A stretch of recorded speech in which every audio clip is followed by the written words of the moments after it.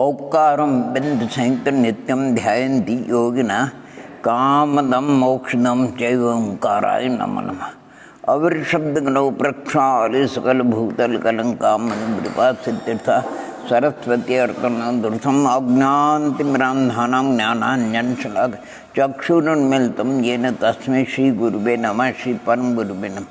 परम्पराचार्य गुण सकल कलुष विध्वंसकं शेषां परिवर्तम धर्म संबंधकम भव्य जीवम मन प्रतिबोधकारकम पुण्य प्रकाशम पापनाशकम इदम श्रीगंधादिराज श्री षट्खंडागम नाम देहस्यार्थ कर्ता ऋषि सर्वज्ञ देवा तदुत्तरगंत कर्ता ऋषि गंधर देवा प्रतिगंधर देवा तेषम वचोनुसार ऋषि कुंद कुंदा आचार्य पुष्पदन भूत बलि मंगलम भगवान वीरो मंगलम गौतम गणे मंगलम कुंद कुंदार सर्व मंगल मांगल्यम सर्व कल्याण कारकम प्रधानम सर्वधर्माणां जैनम जयतो शासन। नमो अरिहंताणम नमो सिद्धानम नमो आईर्यानम नमो वज्रायानम नमो लोये सब्बसाहूनम मोक्ष मार्गस्य नेतारं भैतारं कर्म भुव्यतां ज्ञातारं विश्वतत्मानं वन्दे तन्मुलब्धे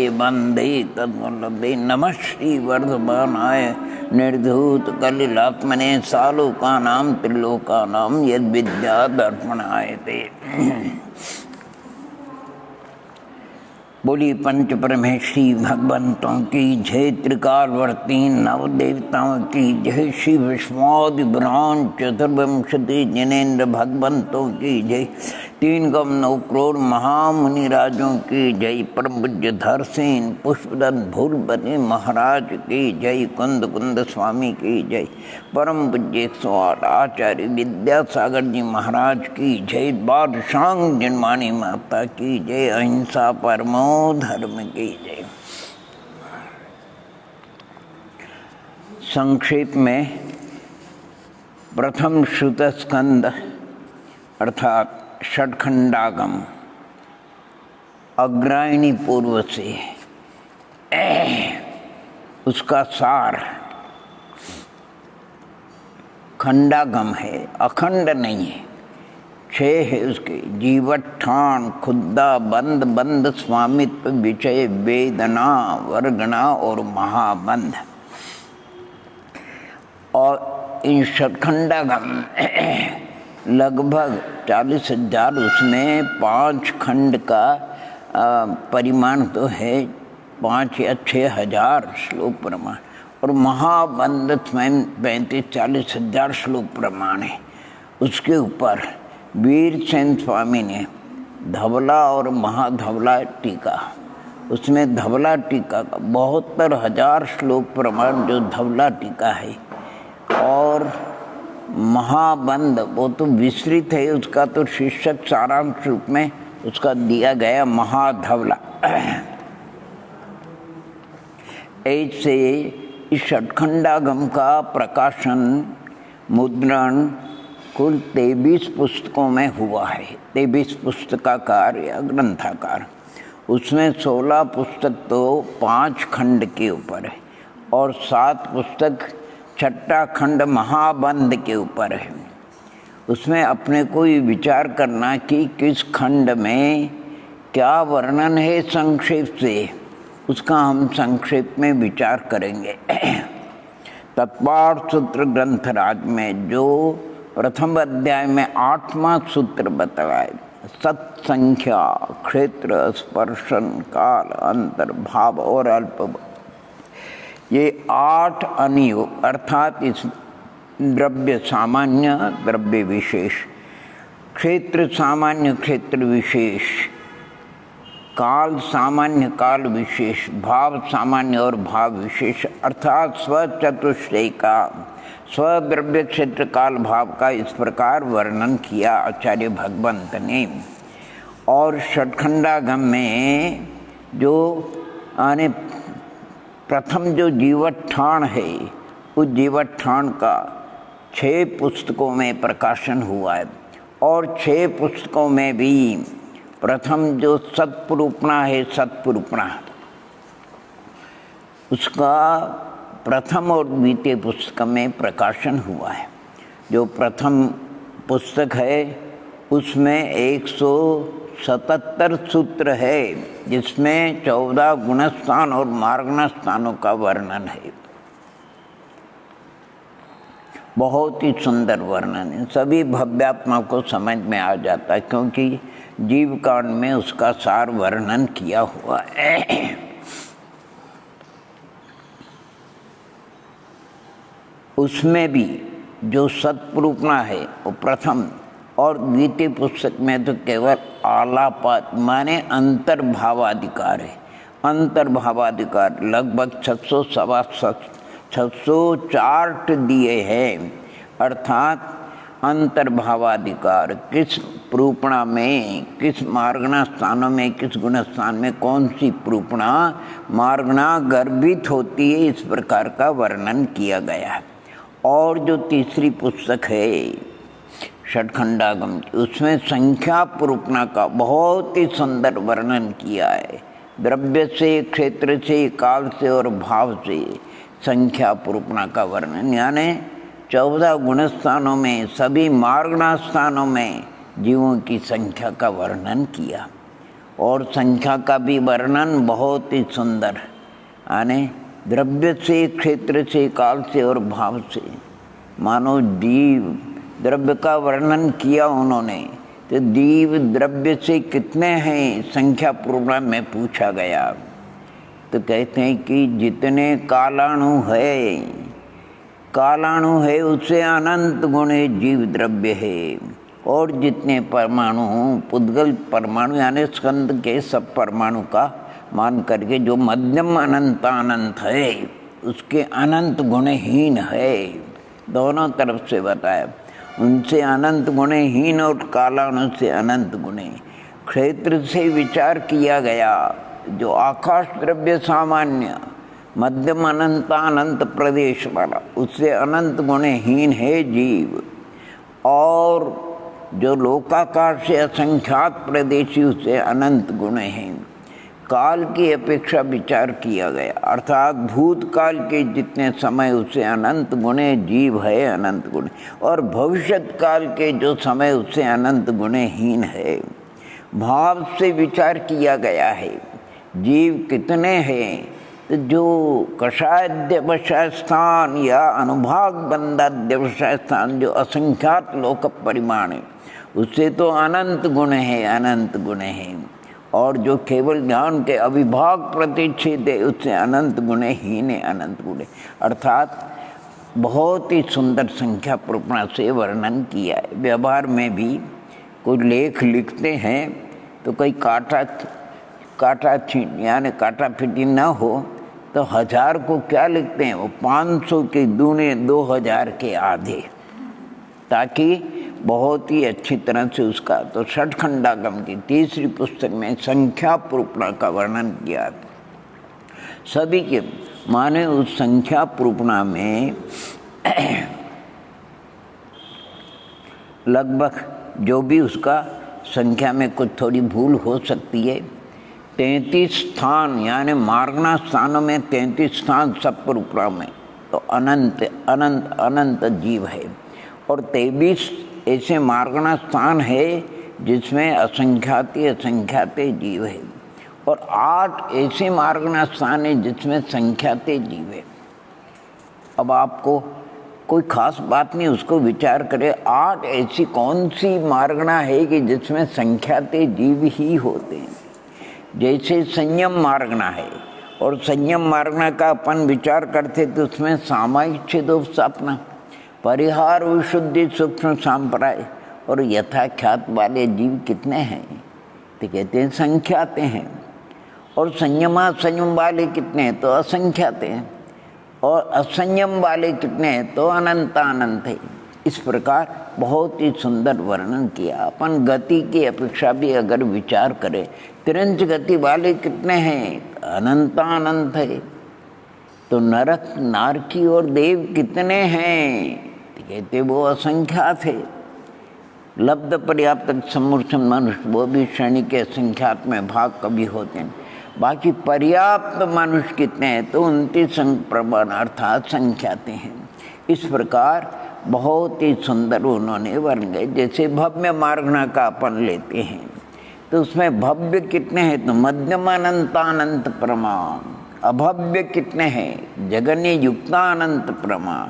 तो सिद्ध जीव कितने हैं तो वो भी मध्यम अनंतान, लेकिन सिद्धों की अपेक्षा जो भव्य राशि वो अनंत गुणी है, अनंत गुणी है। सम्यक प्रोपणा की अपेक्षा, सम्यक मार्गना की अपेक्षा अगर विचार करें तो मिथ्या दृष्टि यानी मिथ्यात्म भाव से युक्त जीव कितने हैं, कहते अनंत, मध्यम अनंत अनंत प्रमाण है। साधन गुणस्थान वृत्ति कितने हैं, कहते मनुष्यों की अपेक्षा कभी होते हैं तो 52 करोड़। बाकी इतर 3 गतियों के जीवों की संख्या उन्होंने बतलाई। पल्य के असंख्यात में भाग, अद्धा पल्य के असंख्यात में भाग में जितने समय होते उतने। तृतीय गुणस्थान वृत्ति भी कितने हैं, तीनों गति के अर्थात नरक, दैव और त्रिंच गति में वही पल्य के असंख्यात में भाग। और मनुष्य तो 104 करोड़ अधिक होते हैं, कभी होते कभी नहीं। और चतुर्थ गुणस्थान वृत्ति वो कितने हैं अवर्तंती, कहते पल्ली के असंख्यात में भाग। पंचम गुणस्थान वृत्ति मनुष्य तो 700 करोड़ है, और पंचम गुणस्थान वृत्ति इसमें 2 गति होती नहीं, त्रिंच गति के, इसलिए वो पल्ली के असंख्यात में भाग है। और मनुष्य तो 13 करोड़, और छठे से लेकर के 14वें गुणस्थान तक 3 कम 9 करोड़। इस प्रकार संख्या प्रोपणा का बहुत ही सुंदर गुण स्थानों में, मार्गना स्थानों में वर्णन किया है उसको अपने को। और भी कई मार्गना है, संज्ञी मार्गना, जैसे असंज्ञी जीव कितने हैं तो कहते मध्यम अनंत अनंत प्रमाण। संज्ञी कितने हैं तो असंख्यात असंख्यात है, मध्यम असंख्यात है। और इनसे रही 13वें 14वें गुणस्थान वृत्ति वो तो संख्यात है, लेकिन सिद्ध भगवान वो अनंत अनंत है। अर्थात तीसरी पुस्तक में संख्या केवल जीव का नहीं है, पुद्गलों की भी संख्या, जितनी जीव राशि उसे अनंत अनंत गुणे पुद्गल के परमाणु यानी सब स्कंद वगैरह। और पुद्गल परमाणु की जितनी संख्या उनसे अनंत गुणे, 3 काल के समय उसे अनंत गुणे आकाशीय प्रदेश, सामान्य आकाश और आकाशीय प्रदेश से भी अनंत गुणे धर्म अधर्म द्रव्य में जो अगुरु लघु गुणे उसके अविभाग प्रतिच्छेद और उससे भी अनंत गुणे वो पर्याय ज्ञान है। नित्योद्घाटित निरावरण उसमें भी मध्यम असंख्यात असंख्यात अविभाग और केवल ज्ञान और केवल दर्शन की तो बात क्या, उत्कृष्ट अनंत अनंत प्रमाण है।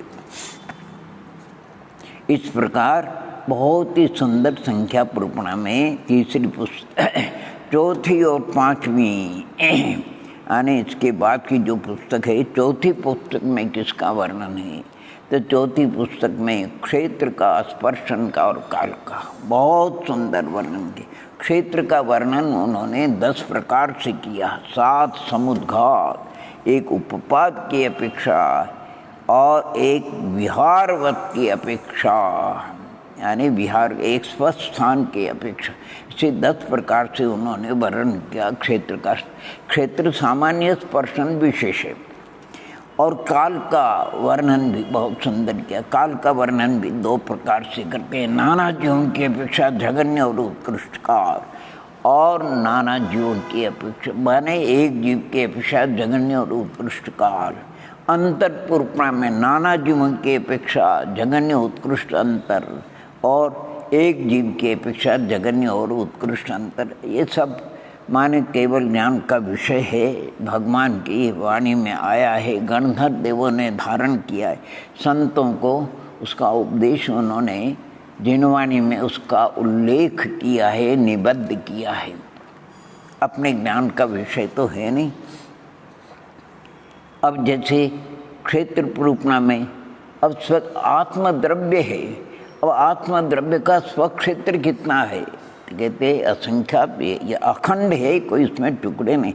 लेकिन परमाणु रूपी गज के द्वारा अगर उसका नापा जाए तो वो असंख्यात, अर्थात लोक प्रमाण मध्यम असंख्यात असंख्यात, यानी लोक प्रमाण प्रदेशी है, असंख्यात प्रदेशी है। चाहे वो सूक्ष्म शरीर, छोटे से छोटे शरीर में रहे, संकोच हो जाएगा, रागोमच के शरीर में रहे, विस्तार को प्राप्त हो जाएगा। केवली समुद्घात में लोक आकाश के एक एक प्रदेश, माने लोक पूर्ण अवस्था में एक एक प्रदेश पर एक एक प्रदेश आ जाता है।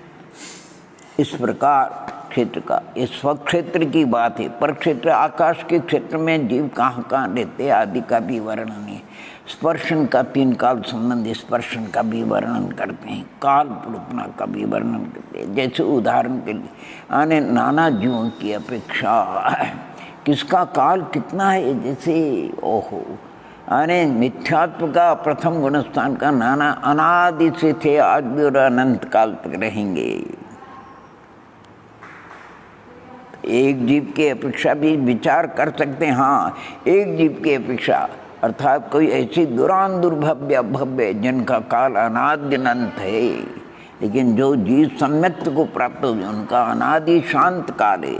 और सम्यक्त को प्राप्त होकर के पुनः अगर मिथ्यात्व को प्राप्त हो जाए तो सादी मिथ्यात्व का काल, यद्यपि अर्धपुद्गल परावर्तन बताए जो अनंता काल है, इस प्रकार का काल अपन विचार कर सकते हैं भाव पूर्वक। और 5वीं पुस्तक में अंतर भाव और अल्प बहुत का वर्णन किया है। अंतर प्रूपणा, भाव प्रूपणा और अल्प बहुत प्रूपणा, क्या सुंदर वर्णन किया है। जैसे अंतर यानी मिथ्यात्व का उत्कृष्ट अंतर कितना पड़ता है, यानी मिथ्यात्व से कोई सम्यक्त्व को प्राप्त हो जाए और पुनः मिथ्यात्व में नहीं आता है, उसका उत्कृष्ट अंतर कितना पड़ता है। कहते कोई भव्यात्मा सम्यक्त्व को प्राप्त हो गया औपनिक, उसके बाद क्षाव समित सम्यक्त्व को प्राप्त किया, फिर साक्षात सागर तक क्षाव समित सम्यक्त्व में रहा और फिर गिर करके प्रथम गुणस्थान में आ गया। इसलिए मिथ्यात्व का भी अंतर पड़ता है, यानी सम्यक्त्व रह करके। और जगन्य तो अंतर्मूर्त का, कोई अंतर्मूर्त के लिए मिथ्यात्व में आ रहा पुनः क्षाव समित सम्यक्त्व को प्राप्त कर लिया, अंतर्मूर्त से अधिक वो मिथ्यात्व में नहीं रहा। ऐसे ये अंतर्पूर्णा है। काल पूर्णा में भी बताया, जैसे सादी मिथ्यात्व का जगन्य काल कितना अंतर्मूर्त, उत्कृष्ट काल कितना साधन, तो उत्कृष्ट काल किंचित अर्धपुद्गल परावर्तन। इसी प्रकार सम्यक्त्व का अंतर बताए, सम्यक्त्व का जघन्य अंतर कितना पड़ता है। कोई मिथ्यात्व में चला गया अंतर्मूर्त के बाद पुनः सम्यक्त्व को प्राप्त हो गया और अधिक से अधिक किंचित अर्धपुद्गल परावर्तन तक वो मिथ्यात्व में रहा, पुनः सम्यक्त्व को प्राप्त किया। इस प्रकार अंतर प्रूपणा भी बहुत सुंदर। और भाव प्रूपणा तो क्या अलौकिक है। भाव प्रूपणा यानी भावों की सब जितना खेल है वो सब भावों के ऊपर है। आप विचार, आप और हम मनुष्य हुए तो भावों के द्वारा हुए।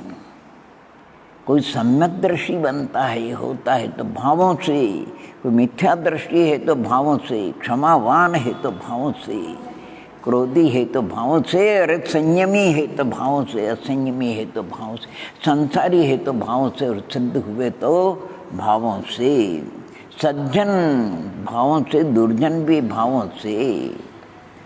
ये सब भावों का खेल है। बंध भी भावों से और मुक्ति भी भावों से, आश्रय भी भावों से, संबर भी भावों से, निर्जरा भी भावों से और मोक्ष भी भावों से, पाप और पुण्य भी भावों से, सब भावों के ऊपर निर्भर है। बहुत सुंदर वर्णन किया भाव रूपना का। भावों का तो अपने को बहुत गहराई से, जो कि पंच असाधारण भाव है, मूल, औपशमिक, क्षावसमिक, उदयपान और उनके अवान्तर भेद वगैरह, अर्थात उन भावों का एक एक भाव का बहुत ही सुंदर, बहुत ही सुंदर।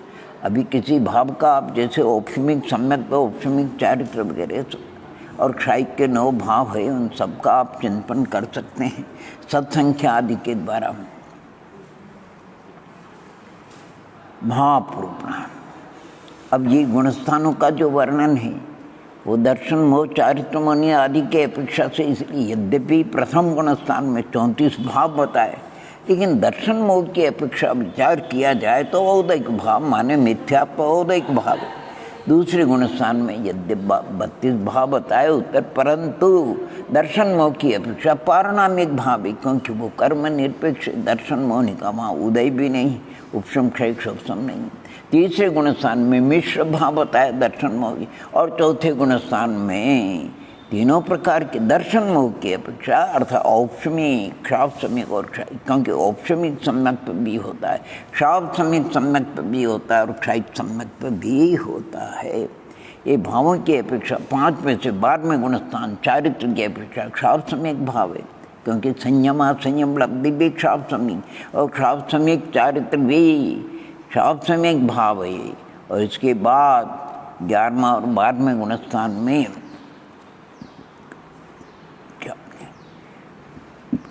यथाख्यात चारित्र हो जाता है, औपशमिक चारित्र होता है, क्षायिक चारित्र होता है।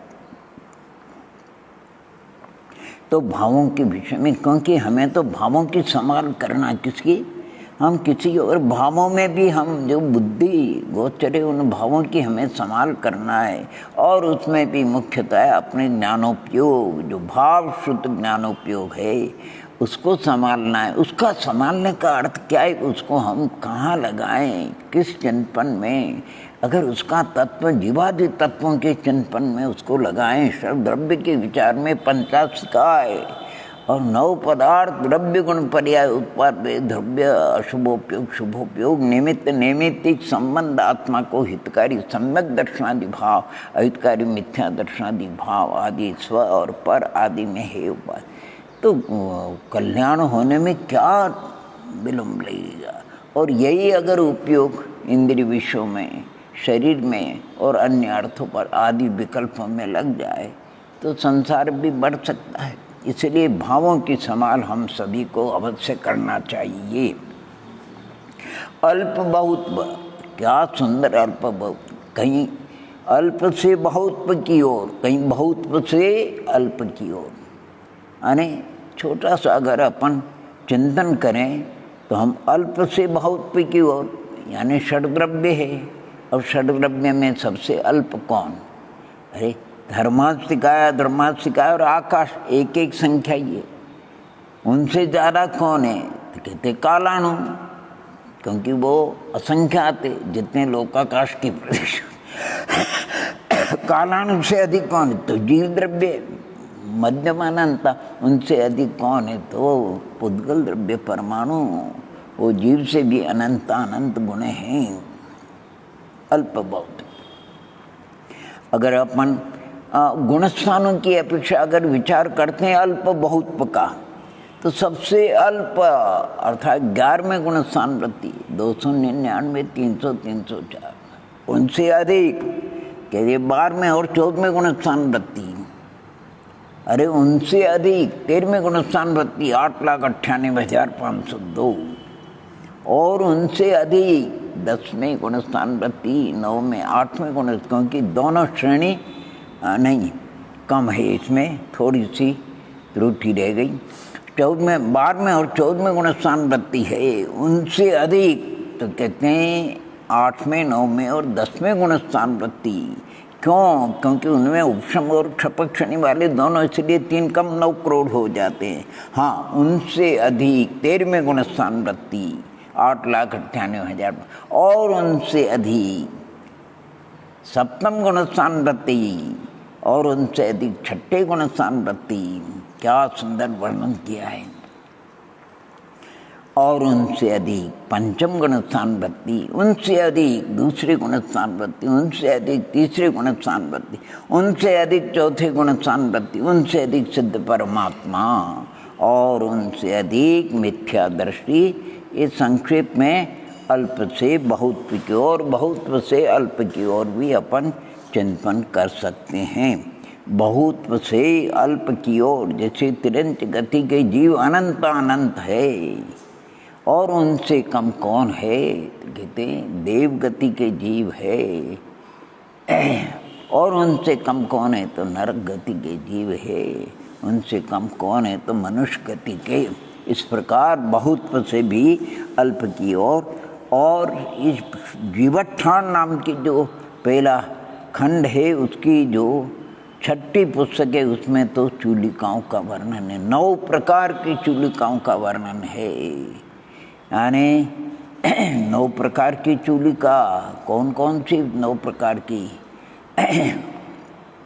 प्रकृति समुत्कर्ण है, स्थान समुद्र, प्रथम महादंड के, द्वितीय महादंड, तृतीय महादंड, जगन्य स्थिति उत्तर स्थिति का वर्ण, सम्यक पोत्पत्ति चूलिका वर्ण और गत्यागति गति आगति चूलिका का वर्ण है। इस प्रकार षटखंडागम यानी सतरूपना कहने का मतलब पहले खंड के ऊपर 6 पुस्तकें अर्थात उनका मुद्रण प्रकरण हुआ।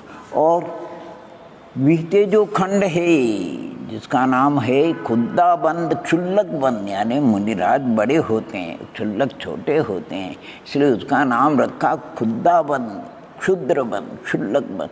और महाबंद वो मुनिराज के समान है। और उसकी तो एक ही पुस्तक है, 7म पुस्तक में उसका विवेचन किया बहुत बढ़िया।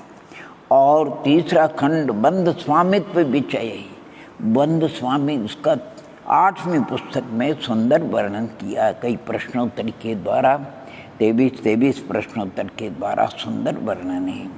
इसके बाद अर्थात वेदना खंड यानी जीवत्थान खुद्दा बंद और बंद स्वामित्व विषय के बाद वेदना खंड है, उसके 16 अधिकार है।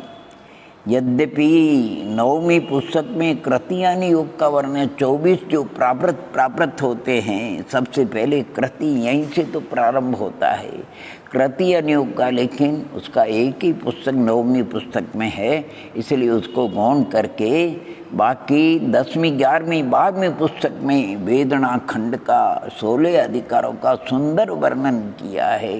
4 अधिकार 2 अधिकार 4 और इस प्रकार 10 अधिकारों का वर्णन किया उन्होंने। और इसके आगे यानी षटखंडागम में कितने खंड हो गए? जीवत्थान हो गया, खुद्दा बंद हो गया, बंद स्वामित्व, वेदना, वर्गणा खंड, उसका भी वर्णन बहुत ही सुंदर 13वीं 14वीं पुस्तक में किया है। और इसके बाद 15वीं और 16वीं पुस्तक कहते हैं 24 जो प्रावृत्त होते हैं। अभी 6 प्रावृत्त का भी पूर्ण वर्णन नहीं हुआ, अभी तो 18 प्रावृत्त बच गए, तो उनका वर्णन अर्थात वीरसेन स्वामी ने संक्षेप में उसका वर्णन किया है 15वीं और 16वीं पुस्तक में। एक में 4 का और एक में 14 अधिकारों का यानी प्रावृत्त का वर्णन किया है। कहने का तात्पर्य संक्षेप में षटखंडागम में 5 खंड की ये 16 पुस्तक ग्रंथराज शास्त्रकार पुस्तकाकार मुद्रित होकर के जिन मंदिरों में ग्रंथालय में विराजमान है, अनेक भव्यात्मा इसका चिंतन मनन पठन करते हैं। और आचार्य भगवंत विद्यासागर जी के सानिध्य में भी इन सब ग्रंथों की वाचना हुई। और कुछ वाचना में तो थोड़ा पुण्य योग से हमको भी अवसर मिला, जिसमें शताधिक विद्वान सम्मिलित होते थे। आचार्य भगवंत मैं संघ के विराजते थे और क्या सुंदर वाचना होती थी। आहा, आने महावीर जयंती से लेकर के शुद्ध पंचमी तक बहुत ही सुंदर है। ऐसे संक्षेप में ये 5 खंड। अब जो महाबंध जिसके ऊपर महाधवल 40,000 श्लोक प्रमाण, वो 7 आने पुस्तकों में उसका भी मुद्रण हो चुका है।